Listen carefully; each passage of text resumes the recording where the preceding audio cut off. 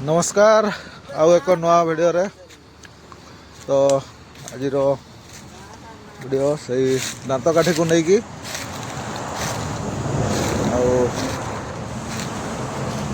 देखुची दांत काठी सफल गुड़िया खाई खाई दांत पूरा ढिला पड़ गला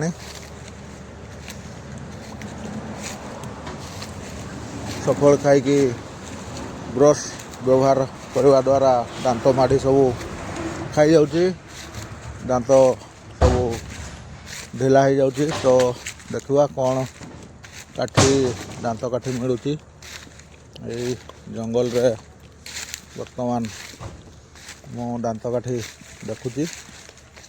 तो सेमती केवल शाल गछ ही देखा जाऊँगी आमती किसी गछ देखा जाऊनी। तो निश्चित भाई मैंने जदि भी काठी यूज कर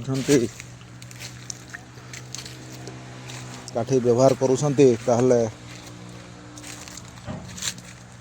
पिजुड़ी काठी कि बाउंस काठी व्यवहार करंतु नहीं कहीं कहा जीव छिल्ला बेले कटि जाइपे निहाती विपज्जनक। जदि भी काठी घुसुँच जोटा सॉफ्ट नरम होता है जोटा कि आमर शाल काठी करंज काठी ढेला काठी एसबू को व्यवहार करंतु।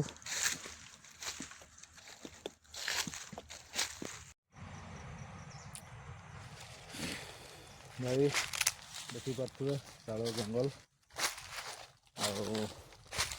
आठ तो काठी केवल शाल काठी तो जहाँ भी हो शाल काठी गोटे निश्चित बसवा जेहेतु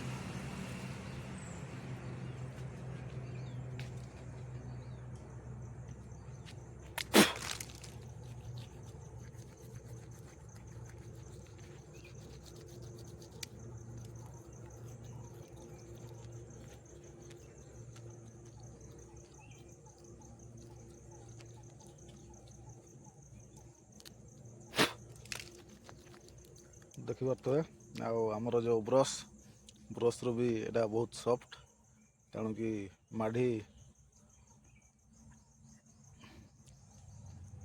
खाइबा चांस कम।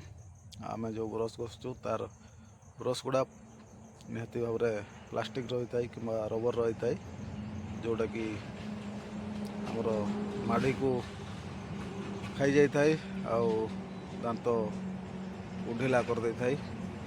आमे तो प्राय आजिकल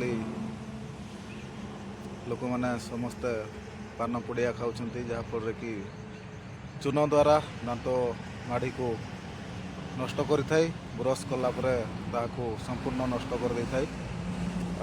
दांत काठीर एक पोजिशन जोटा कि आम कामुड़ी देचु पूरा सॉफ्ट पूरा नरम। तो निश्चित